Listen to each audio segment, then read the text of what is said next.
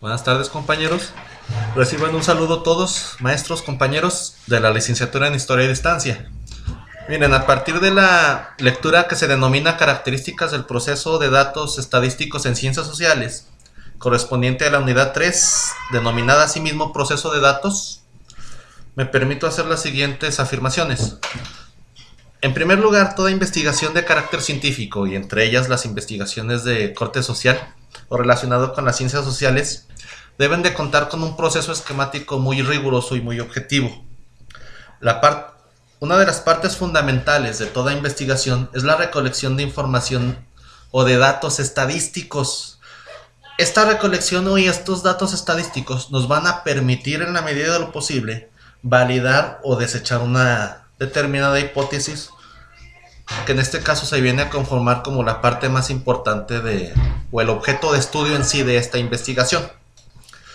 Por lo tanto, es de suma importancia que los datos recogidos sean tamizados por las siguientes etapas, es decir, pasen las siguientes etapas que a continuación describo. En primer lugar, tenemos que hacer una revisión concienzuda de los datos con los que estamos trabajando, comprobar que la información que nosotros recogemos sea válida y sea confiable.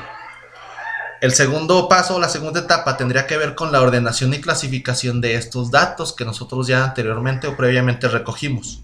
Esto nos va a permitir categorizar las variables o construir los grupos de análisis que nos van a permitir, en la medida de lo posible o en un futuro cercano, partir de supuestos o de certezas ya producto de este estudio. En tercer lugar, tenemos la computación o la etapa que tiene que ver con esto, que no es otra cosa más que procesar estos datos en determinados programas y con determinadas fórmulas estadísticas. Y por último, tenemos la presentación de esos datos. Aquí nosotros aterrizamos o llegamos a ciertas conclusiones a partir del análisis de esos datos. Datos que vamos a contener también en tablas, en gráficas o en distintos métodos de análisis.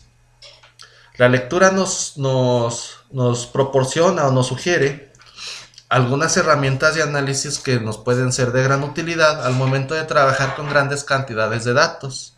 Por un lado tenemos los histogramas de frecuencias, las gráficas de funcionamiento, los organigramas o las gráficas de control. Ahí entraría, por ejemplo, un diagrama con el que hemos venido trabajando en ocasiones anteriores, el llamado diagrama de Ikisawa, ¿no? O el diagrama de pescado, entre algunos otros, ¿verdad? Es cuanto, compañeros. En cuanto a mi participación, reciban un saludo. Estamos en contacto.